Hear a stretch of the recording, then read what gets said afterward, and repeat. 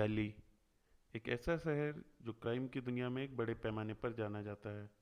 वैसे तो इस शहर में कई सारी कहानियां दफन हैं, लेकिन इनसे अनजान लोग आज भी अपनी ज़िंदगी बड़े इत्मीनान से जी रहे हैं।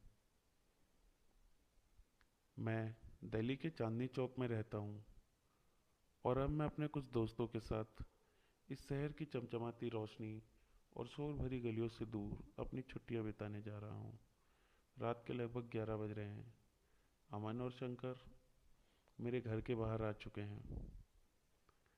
मैं भी पूरी तैयारी के साथ वहाँ से निकला। दिल्ली जयपुर हाईवे 2 किलोमीटर की दूरी पर था। तभी अचानक एक लड़की हमारी कार के सामने हाथ दिखाते हुए लिफ्ट का इशारा कर रही थी। मैंने अमन को गाड़ी रोकने से मना करा। हम वैसे ही बहुत लेट हो चुके थे। लगभग 1 घंटे बाद अमन बोला, भाई, मुझे लगता है वो शायद किसी मुसीबत में थी।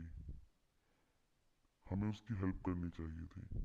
हाँ साले, तू ही तो ये है एक दुनिया में जो हेल्प करता। साले लड़की देखते नहीं हो कि शुरू हो जाते हो। क्या पता वो लड़की मुसीबत में थी या नाटक कर रही थी।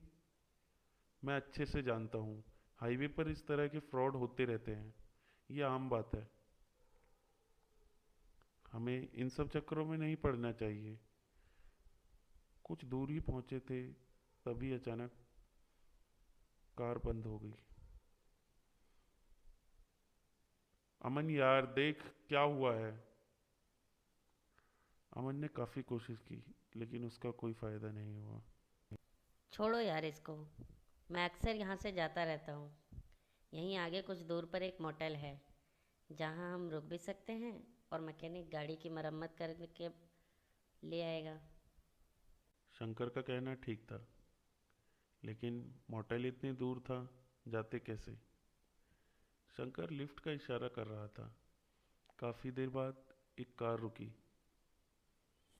वहाँ से निकले हुए आधे घंटे हो चुके थे। तभी अचानक एक धुएं के साथ कार बंद हो गई। हम कार से उतरने के बाद जो देखा, यकीन मानो, अपनी आंखों पर भरोसा नहीं हुआ। ऐसा लगा हम किसी नींद से जगे हों। जो सामने था उस पर विश्वास करना नामुमकिन सा हो रहा था। पिछले आधे घंटे से जैसे समय रुक सा गया हो। हम वहीं थे जहां हमारी गाड़ी खराब हुई थी। फिर जब मैंने उस कार के ड्राइविंग सीट पर देखा तो मेरे होश उड़ चुके थे।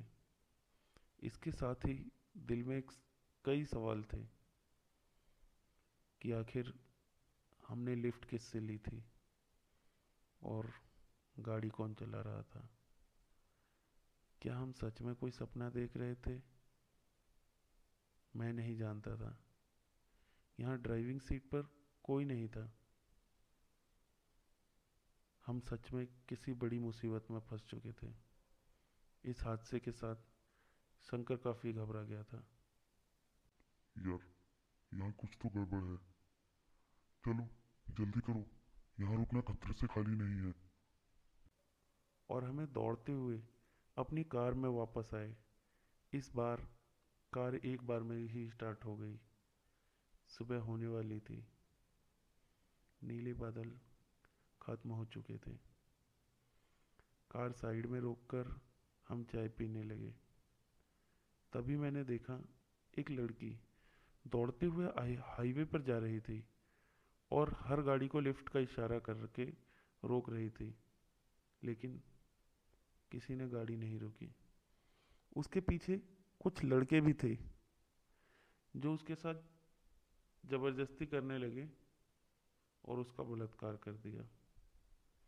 लड़की ये सदमा बर्दाश्त नहीं कर पाई और उसने ट्रक के नीचे आके खुदकुशी कर ली। उसकी बॉडी सीधा हमारी तरफ आके गिरी और तभी मेरी अचानक आंख खुली। मैंने जो देखा, मैं अभी कार में मौजूद था। रात हो रही थी। मैंने उन दोनों को पूरी घटना बताई और बोला हमें उसकी मदद करनी चाहिए थी। तू ठीक कह रहा था मन, हमें उसकी हेल्प करनी चाहिए थी। कुछ देर बाद अमन ने गाड़ी रोक दी और बोला चलो सामने एक दुकान है, वहाँ चलकर सिगरेट पीते हैं। हम रोड क्रॉस करके तभी एक तेजी से आती हुई कार ने अमन और शंकर को कुचल दिया। उनकी मौके पर ही डेथ हो गई। मैंने गाड़ी का नंबर नोट करना चाहा तो देखा उसका नंबर DL36C7J3049 था, जो कि हमारी गाड़ी का था। तभी सामने से कुछ गुंडों ने लूट के चक्कर में मुझे गोली मार दी और उसके बाद जब आँख खुली तो पाया हम तीनों जिंदा थे और शंकर गाड़ी खराब होने की वजह से लिफ्ट मांग रहा था। जो कुछ मैंने देखा ऐसा लगा जैसे ये सब एक सपना रहा हो। हम एक बार फिर वहीं थे जहां हमारी गाड़ी खराब हुई थी।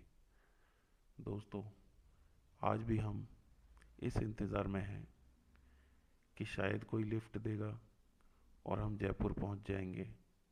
लेकिन अफसोस, समय इतना ज़्यादा बीत चुका है कि अब हम लोग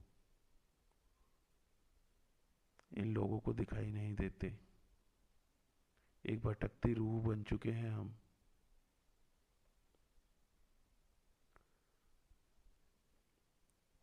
दोस्तों, ये कहाँ दोस्तों, ये कहीं ना कहीं सच है कि दिल्ली में फ्रॉड केसेस बहुत होते हैं। लेकिन क्या इससे हमारी इंसानियत ख़त्म हो जाती है, जो हम किसी की हेल्प भी नहीं करना चाहते? प्लीज़, मैं जानना चाहता हूँ। कमेंट ज़रूर करें अपना।